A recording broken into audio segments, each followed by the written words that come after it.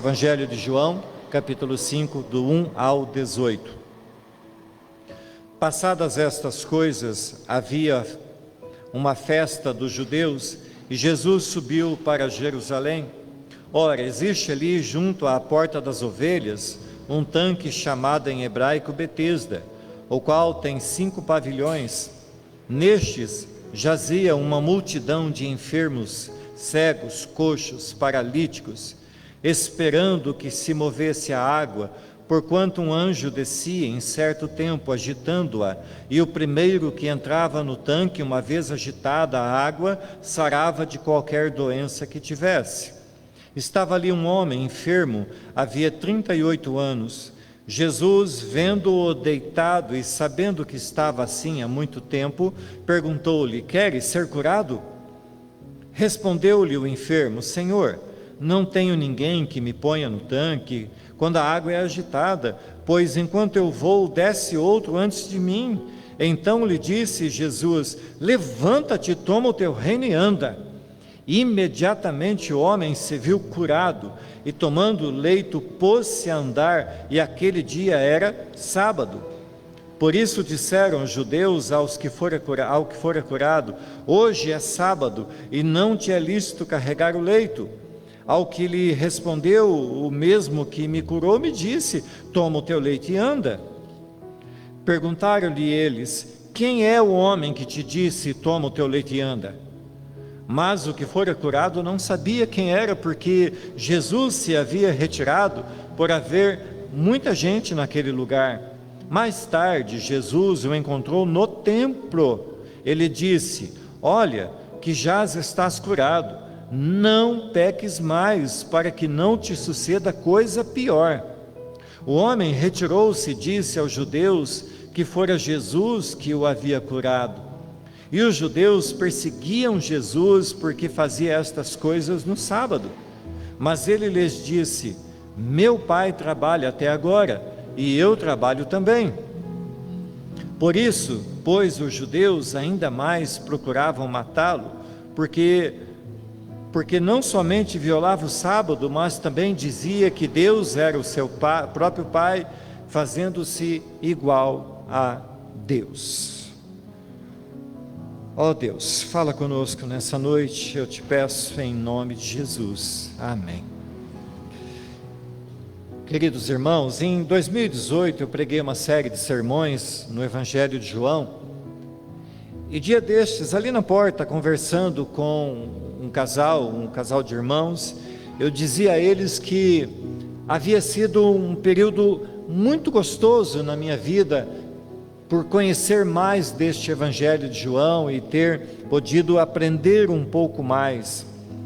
E eu quero então hoje aqui pregar essa mensagem nesse livro de João, nesse capítulo tão importante para a nossa vida.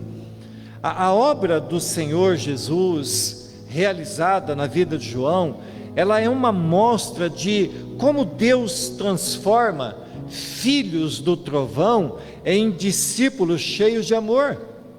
Quando nós nos debruçamos sobre a Bíblia e vamos ler as cartas de João, o Evangelho, depois as cartas, nós percebemos como o amor encontrou João e como João, ao escrever essas linhas, ele faz emanar dessas palavras dele, dessas linhas da Bíblia, o amor que ele conheceu em Cristo.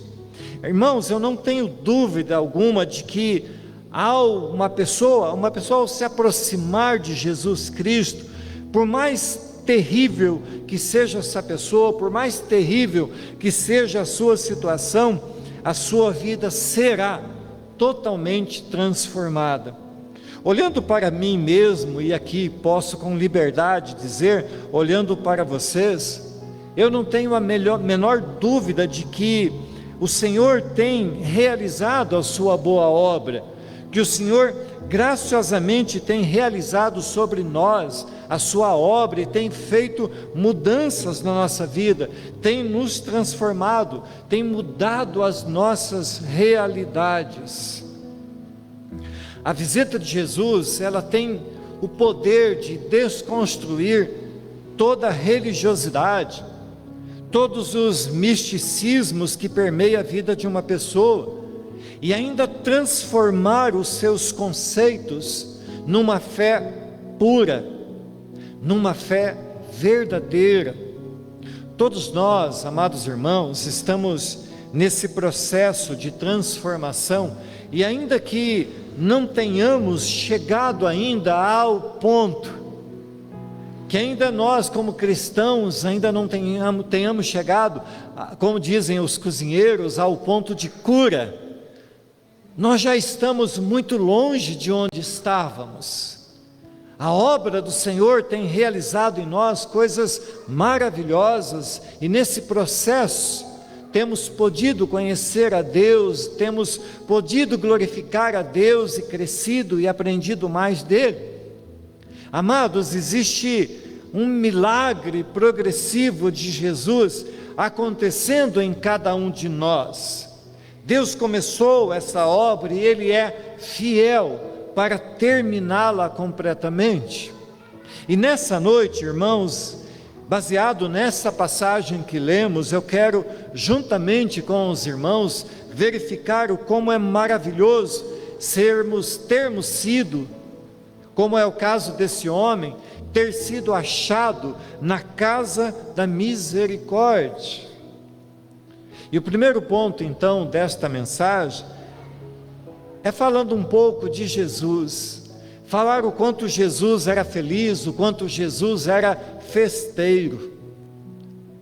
Quando nós ouvimos algumas narrações da Bíblia, muitas vezes nós temos a impressão de que Jesus era alguém que vivia meio encabrunhado, meio zangado, mas isso não é verdade, isso não é correto.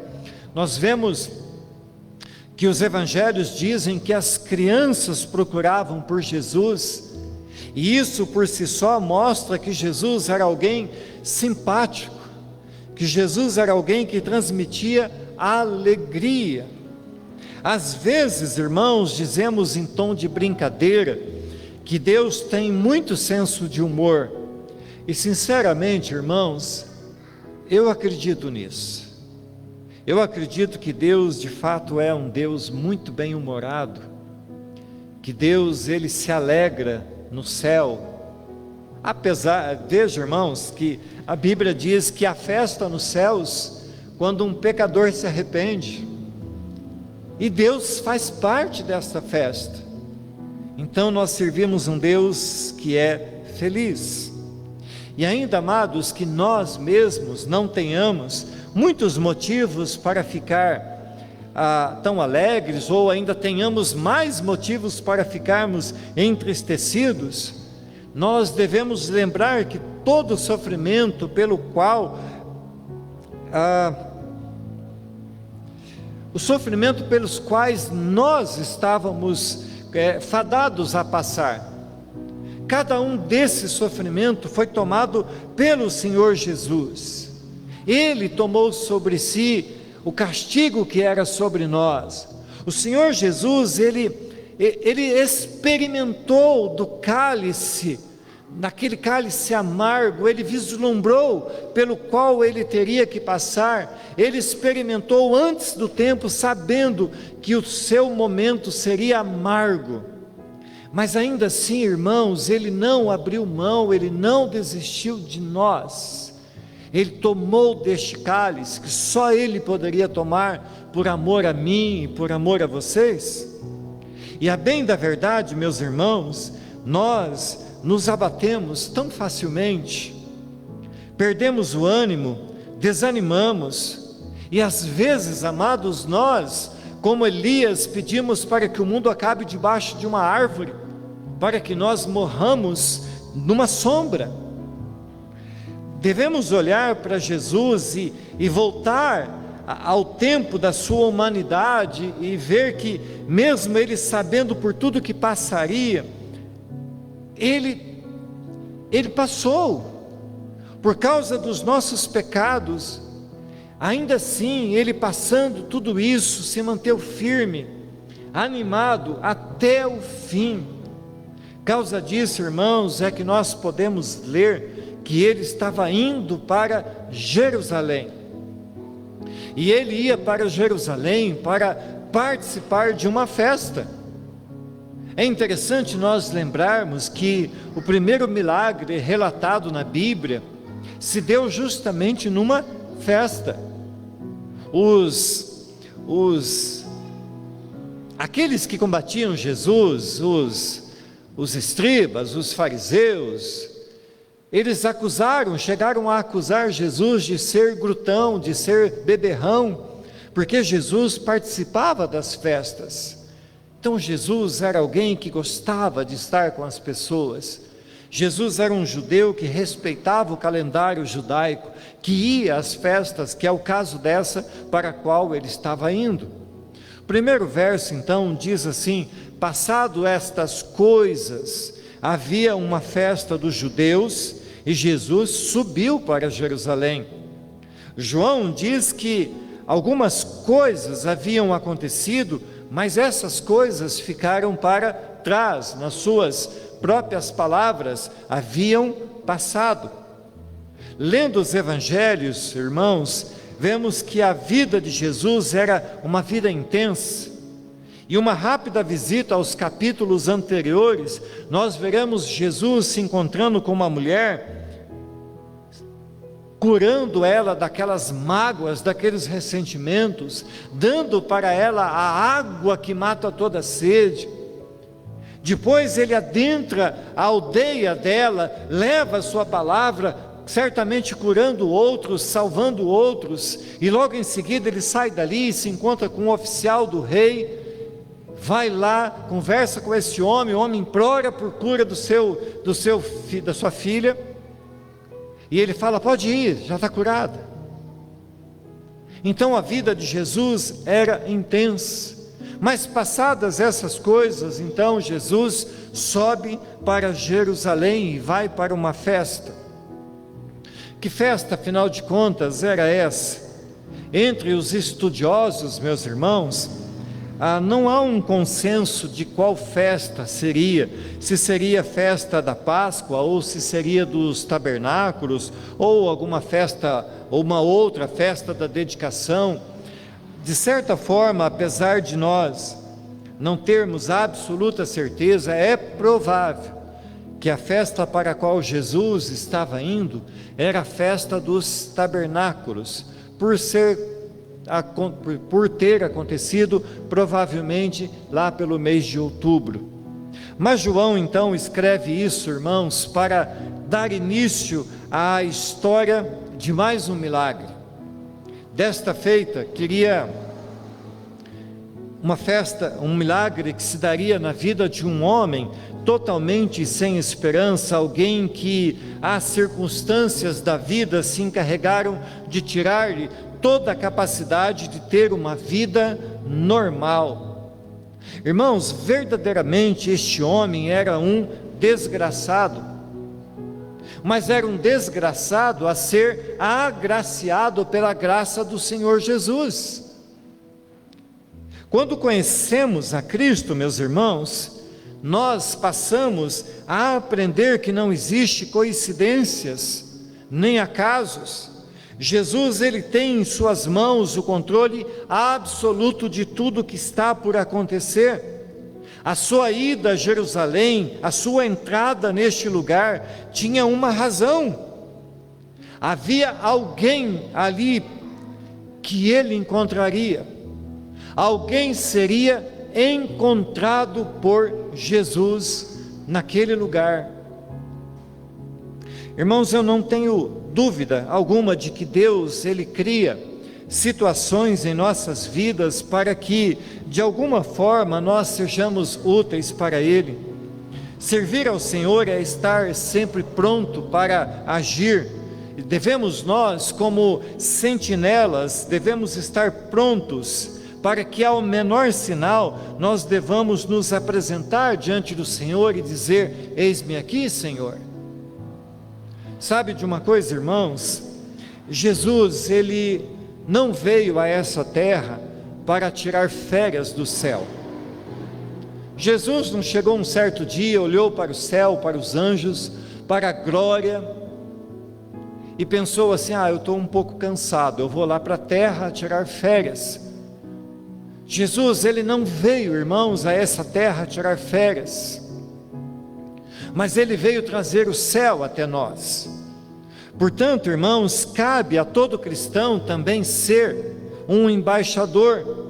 Deus pode colocar diante de nós as mais diversas situações, para que por meio delas nós possamos manifestar a graça de Deus sobre a vida das pessoas. O versículo 1 diz que Jesus então sobe para Jerusalém. As festas, irmãos, eram uma rica oportunidade para que os judeus pudessem encontrar os seus amigos, os seus parentes, mas, sobretudo, ir a Jerusalém era uma obrigação de todo judeu. Eles subiam para Jerusalém para ir ao templo cultuar a Deus. Não se deixavam vencer pela canseira, não se deixavam vencer pela distância. E ainda, irmãos, me permitam aqui ser repetitivo, ainda que seja do nosso conhecimento, a maior parte de todas aquelas pessoas precisavam viajar muitos dias andando a pé, quilômetros e quilômetros marchando para poderem chegar até Jerusalém, para subir até Jerusalém, adentrar o templo e naquele lugar cultuar a Deus. Quando nós lemos os Salmos, nós vemos alguns que eram chamados de salmos de romaria, salmos de subida, salmos de romagem. E isso, irmão, justamente porque enquanto eles iam subindo para o templo, eles iam cantando esses salmos para celebrar a Deus. E isso então nos ensina que não podemos fazer corpo mole. Quando chega o dia de virmos à igreja, nós cristãos temos uma obrigação moral e, acima de tudo, espiritual, para conosco mesmos e para com aqueles que estão perto de nós e veem em nós, e com isso ganham ânimo e força e desejo e vontade para também subirem ao templo. Por isso, irmãos, a importância de nós não nos deixarmos abalar pelas circunstâncias, mas prosseguirmos firmes nessa caminhada rumo ao céu, congregando assiduamente, vindo à igreja, a menos que algo realmente muito sério nos impeça de vir. A Bíblia nos ensina que nada é por força ou violência, mas pelo Espírito de Deus. Então, irmãos, nós devemos ansiar vir à igreja, porque somos cheios do Espírito Santo, e cheios do Espírito Santo, somos movidos pelo desejo de servirmos e adorarmos a Deus. Segunda coisa, quando estamos no templo, temos a oportunidade de ver o milagre acontecer.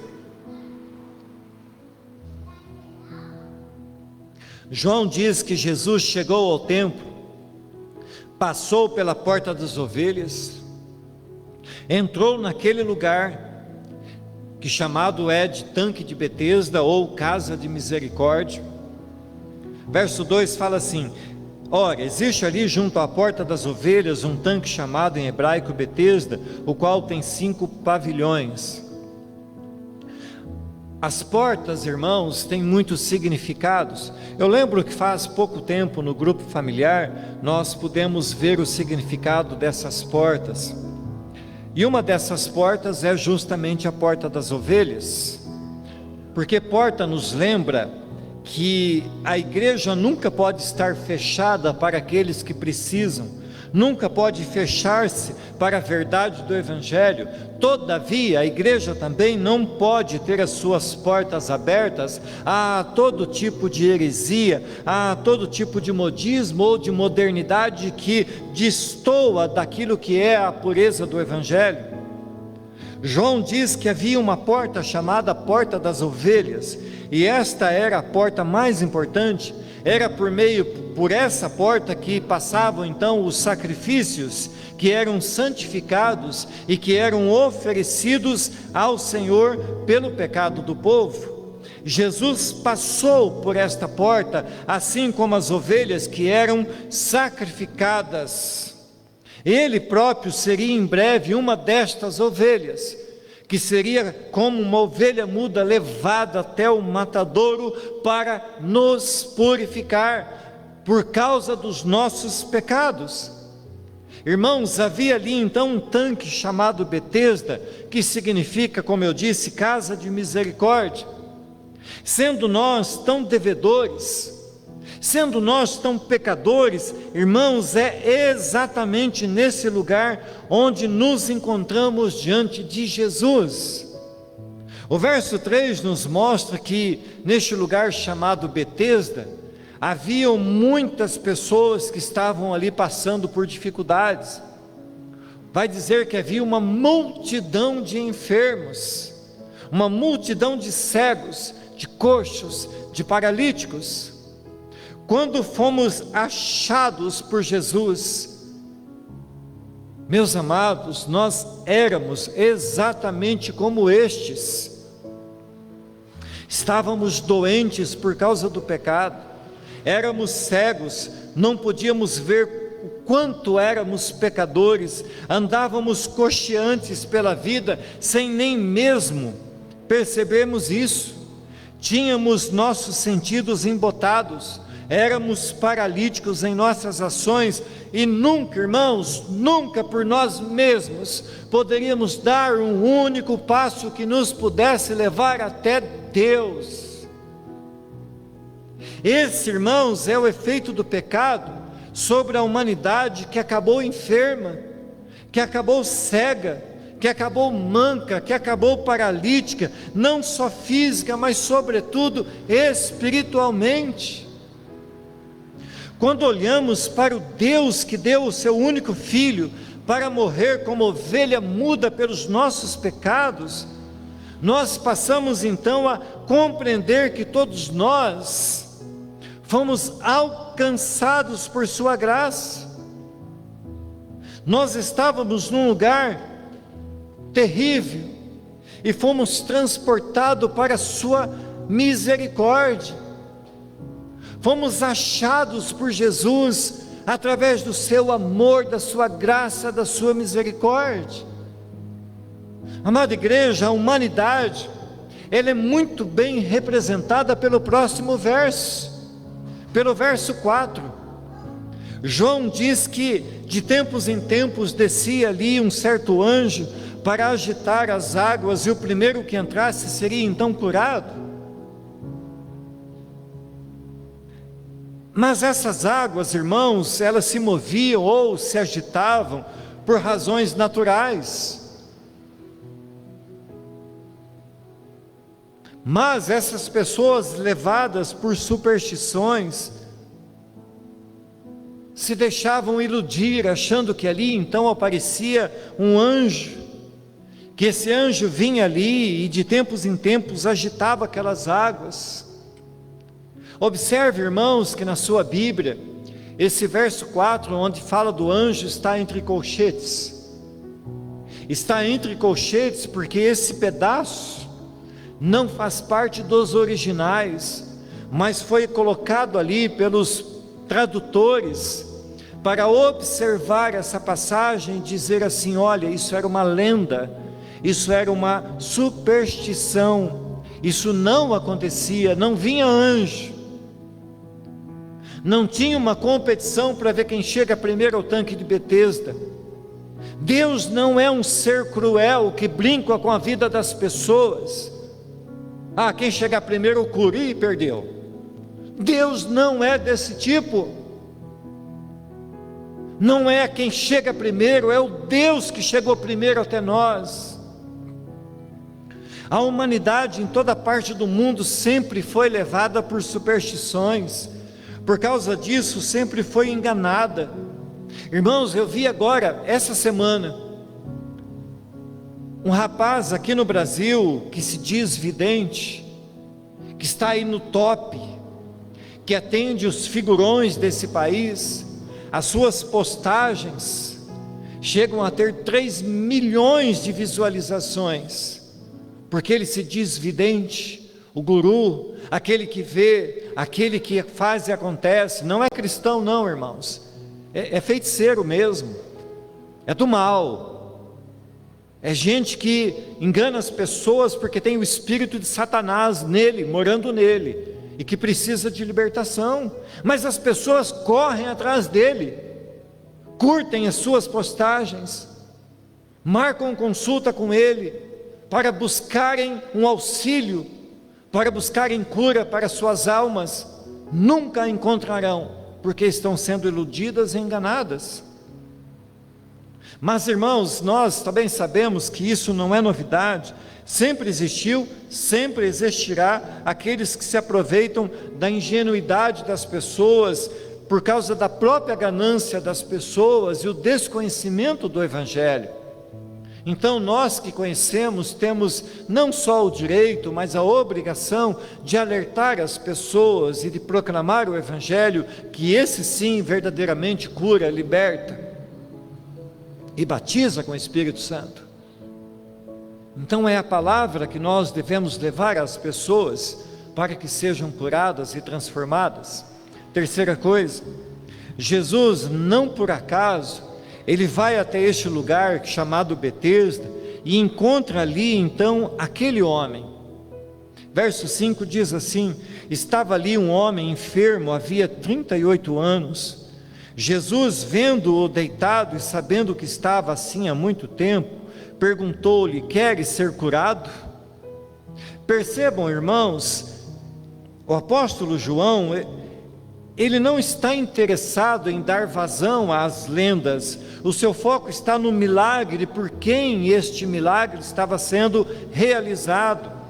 Até hoje ainda nós não sabemos por que Jesus curou exatamente aquele único homem.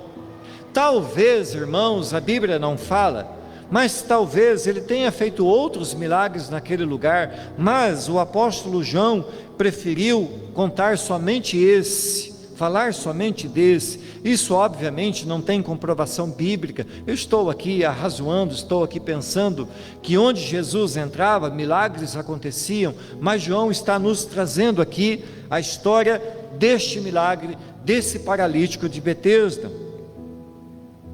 E aqui, irmãos, há uma pergunta: por que Jesus olhou para nós? Porque dentre tantas pessoas neste mundo, por que ele olhou para mim? Por que ele olhou para você? Por que ele foi na sua direção? Haviam tantos outros, mas ele foi até você. Por quê? Meus irmãos, minhas irmãs, você já se perguntou o que havia em você? Qual era o valor, qual era o mérito? Havia alguma coisa que pudesse agradar a Deus em você? Havia em você alguma coisa que pudesse ser trocada pela misericórdia de Deus? Eu lembro que contei uma história uma vez aqui na igreja, não sei se numa pregação, não sei se em grupo familiar, não sei se no estudo bíblico, mas certa feita um soldado de Napoleão, na guarita, vigiando, ele pega no sono. E a pena para quem pegasse no sono enquanto estivesse de vigia, era a morte. Então aquele soldado, aquele jovem soldado foi pego, preso, e sua prisão, a sua morte havia sido decretada. Então a mãe daquele rapaz, daquele jovem soldado, chega até Napoleão e diz para Napoleão: mas olha, tenha misericórdia do meu filho. Napoleão olha para aquela mulher e diz assim: mas o seu filho não merece misericórdia. Então aquela mulher responde para Napoleão: se ele merecesse misericórdia, eu não estaria aqui implorando por ela. Queridos irmãos, essa é a nossa história. Nós não merecíamos.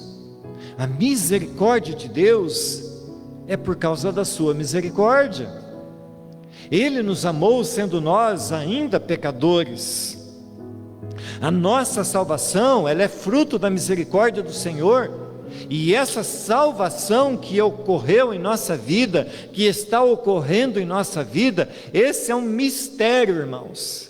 Esse é um mistério para a eternidade. Tudo que podemos e devemos saber é que éramos pecadores, terríveis pecadores, e mesmo assim, Jesus se deu por nós.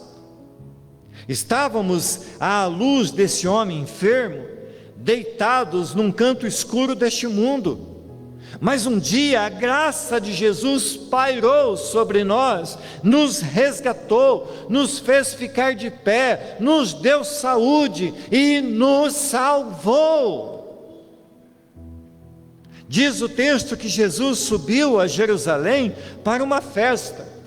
Todavia, irmãos, ele não deixou de voltar-se para os doentes, cumprindo que as suas próprias palavras haviam dito, que ele não havia vindo para os sãos, mas para os enfermos. Podemos, irmãos, aprender com Jesus, como dissemos agora há pouco tempo, que crente não tira férias. Jesus nos ensina que sempre ele estava disposto a fazer a vontade do Pai, a cumprir a sua missão. Quando lemos passagens como essa, temos nossos corações confortados. Muitas vezes, irmãos, nós temos a impressão de que todo o sofrimento que passamos é somente nosso. Temos a patente, o registro, a marca de exclusividade para sofrermos sozinhos, sem que ninguém veja, que ninguém pegue o nosso sofrimento. Muitas pessoas não querem ser curadas, preferem ficar enfermas, para que enfermas as pessoas olhem para elas e digam: tadinho, coitado desse rapaz, coitada dessa moça, ô dó. Há pessoas que não querem ser curadas porque estão iludidas por um sentimento de vitimismo, preferem a dó do que a compaixão do Senhor. Mas João está nos ensinando que os olhos de Jesus se voltaram para aquele homem que era apenas mais um dentre a multidão daqueles necessitados, e a vida daquele homem foi transformada. O que eu estou dizendo, meus irmãos, é que não estamos sozinhos. Nada pode nos separar do amor de Deus. Os seus olhos estão sobre nós. Ele vê, Ele sente, Ele sonda os nossos corações.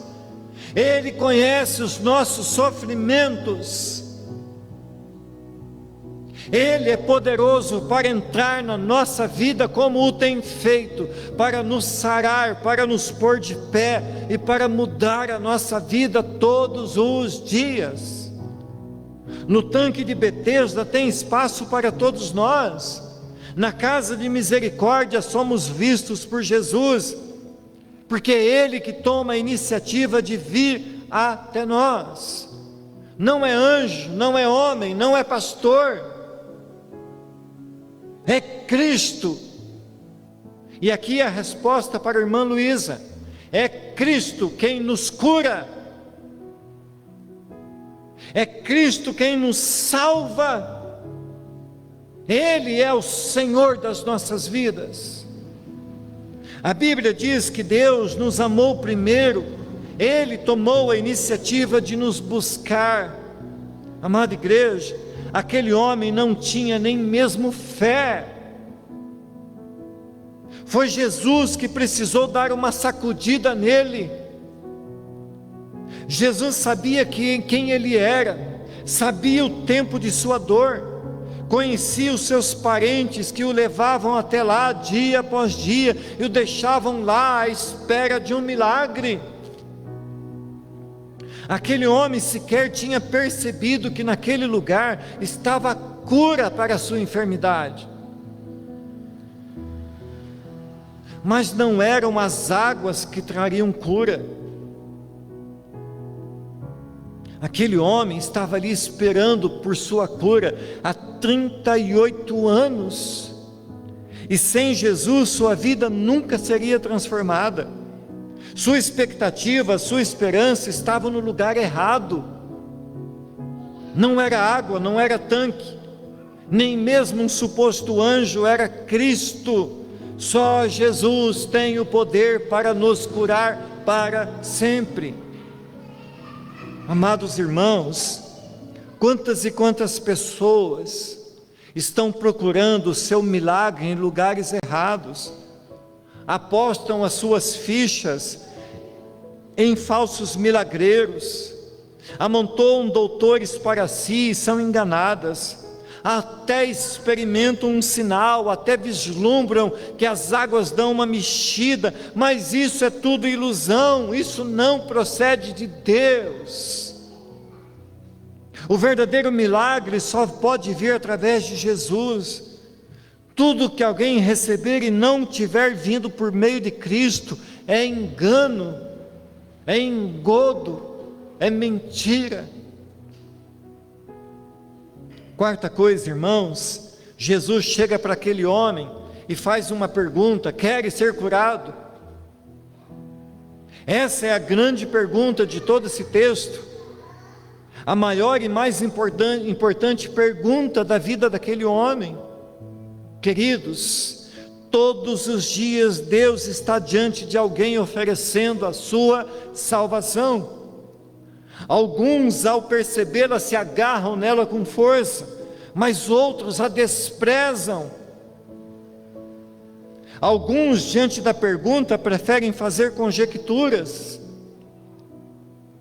deixam-se levar por dúvidas ou simplesmente recusam a oferta.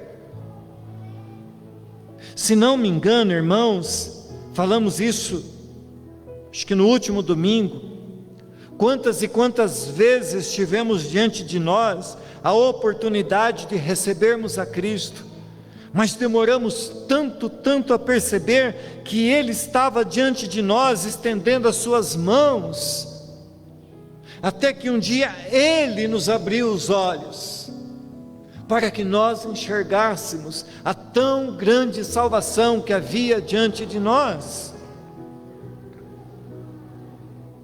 Há outros que preferem ficar reclamando da vida, ao invés de olharem para Deus e falar: lógico, eu quero.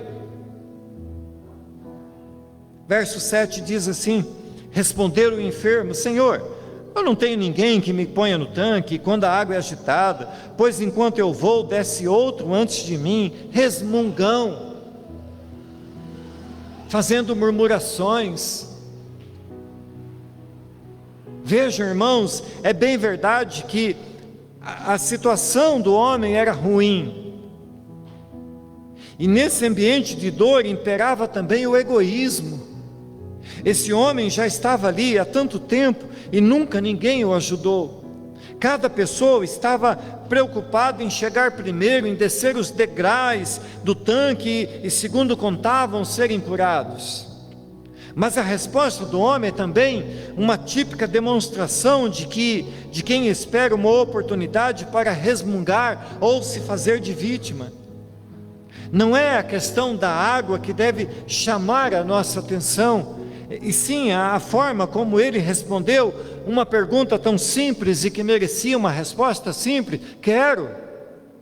A resposta desse homem para Jesus era: quero. A resposta de Deus para quando Ele nos pergunta alguma coisa é: quero, sim Deus, eis-me aqui Senhor, usa-me a mim.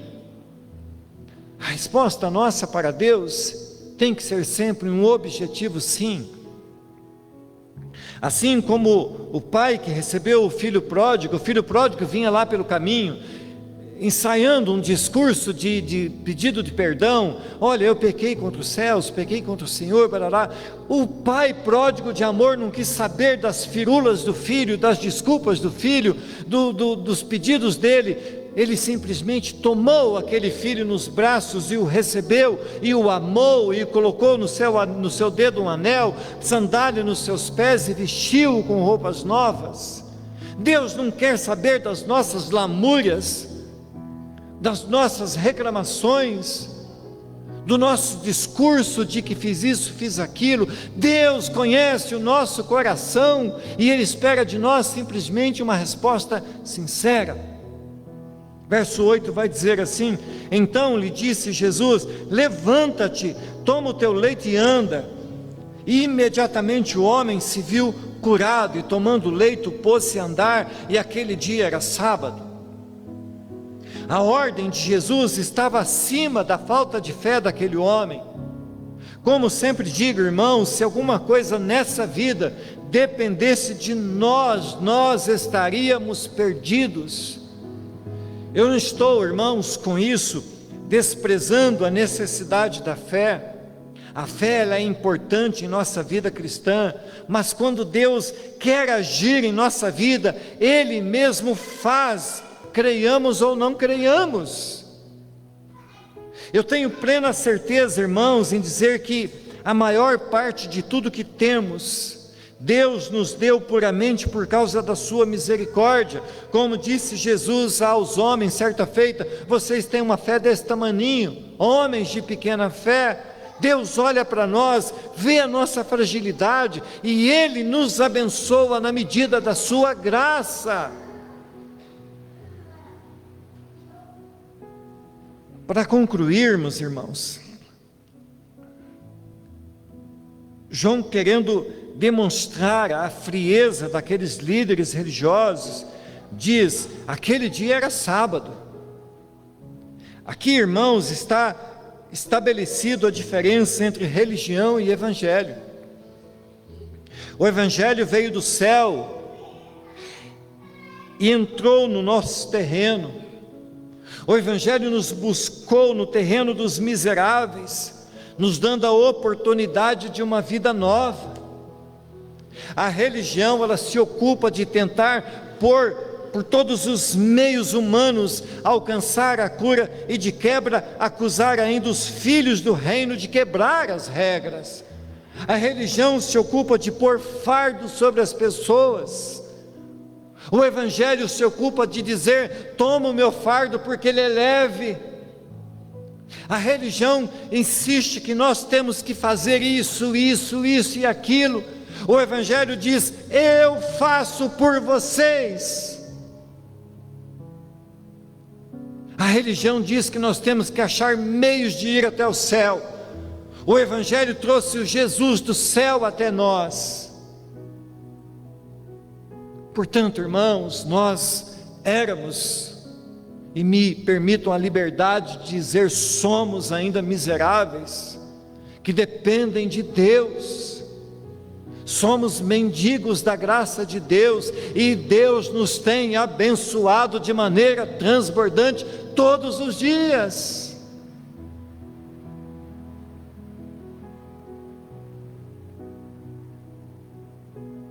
Do verso 10 até o verso 16, até o 18, se passa então uma prosa. Aquele homem é curado. Jesus dá uma ordem, fala: levanta, toma o teu leito e anda.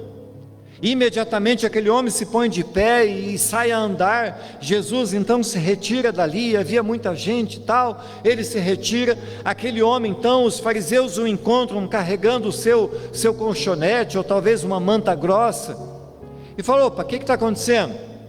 Por que você está carregando tua cama? Você não sabe que a lei proíbe de trabalhar no sábado? Então aquele homem diz: olha, mas aquele que me curou me disse: pega o teu leito e anda. Em vez dos fariseus legalistas dizerem: você não é aquele homem de 38 anos que estava ali à espera de um milagre? Quem te curou? Queremos adorá-lo. Não, eles queriam acusar aquele que disse: pega o teu leito e anda. Isso é religiosidade. Então passa mais um tempinho, aquele homem se encontra com Jesus no templo. Me permitam aqui dizer algo, irmãos. Aquele homem não podia entrar no templo, porque ele era um enfermo, um impuro. Mas quando Jesus o cura, Jesus o permite entrar no templo. Quando Deus nos curou, estávamos ausentes dele. Quando Ele nos curou, nos colocou dentro da sua presença, e como filhos benditos dele, temos acesso a Ele todos os dias. Então Jesus encontra aquele homem e diz: olha, cuidado para que não peques mais. Jesus estava dizendo para ele: olha, o pecado que você cometeu te pôs num leito de cama. Eu tive misericórdia, restituí a tua vida. Não peques mais, para que não te suceda coisa pior. Jesus estava falando para nós: eu resgatei você da onde você estava. Você estava condenado. Eu resgatei você. Cuide da sua vida espiritual, para que não te suceda coisa pior do seu antigo estado. Era isso que ele estava dizendo àquele homem. Então, irmãos, nós precisamos cuidar da nossa vida, precisamos tomar os cuidados com a nossa vida espiritual. Jesus, ele quis provocar ali uma discussão com aqueles fariseus, curando no sábado, para mostrar àqueles fariseus quem ele era. Em determinado momento, então, aqueles homens encontram Jesus e diz: olha aqui, mas você, como assim? Você manda o homem levantar dali e carregar a cama, não sabes que é sábado? E Jesus então diz para aqueles homens, para dar uma cutucada neles, e diz: olha, o meu pai trabalha, e eu também trabalho até agora. Aqueles homens então ficaram ainda mais enfurecidos, porque agora não era mais a questão do sábado, mas era a questão de Jesus ter dito: eu sou filho de Deus, eu sou Deus, e como Deus eu estou acima da lei, e curo aqueles que eu quero curar. Vejam, amados irmãos, o que temos diante de nós é a revelação mais plena, mais absoluta, mais graciosa, mais maravilhosa, mais transbordante, quantos mais adjetivos pudéssemos dizer, da graça de Deus, nos amando, nos curando, nos buscando, nos salvando para a vida eterna. Deus nos encontrou na casa da misericórdia, e neste lugar Ele tem nos abençoado todos os dias da nossa vida. Amém, queridos? Por gentileza, se põe de pé.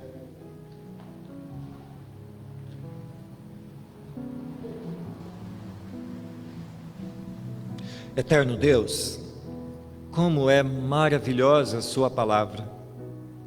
Como é bom saber, ó Deus, que um dia o Senhor veio até nós, nos encontrou. Nós estávamos cegos, Senhor. Nós não conseguíamos enxergar a Tua graça.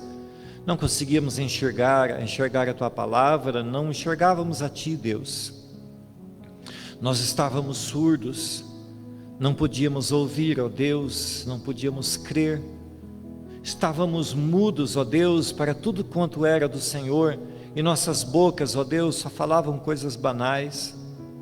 Estávamos paralíticos, ó Deus, não podíamos andar na Tua presença, não podíamos caminhar diante de Ti, e nossos pés, ó Deus, estavam arraigados nesse chão, Senhor.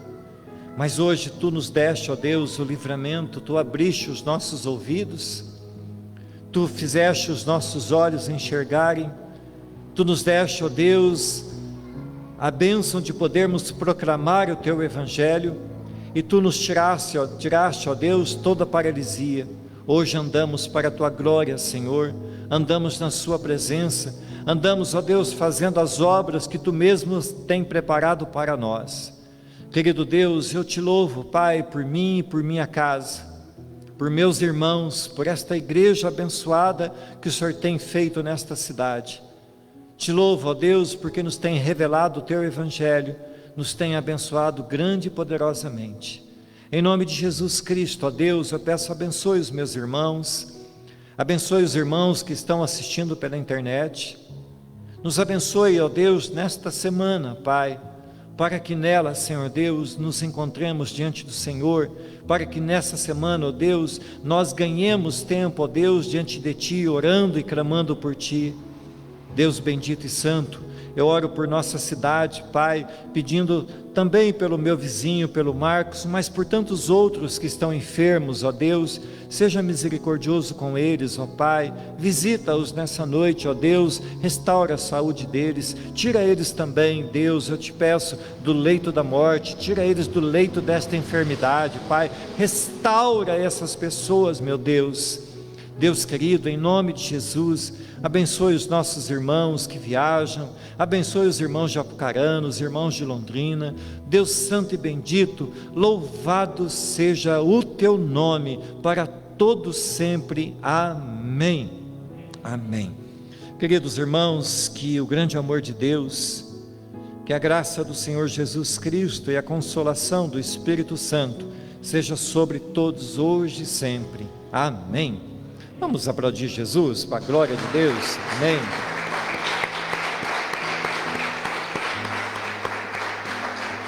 Glória a Deus.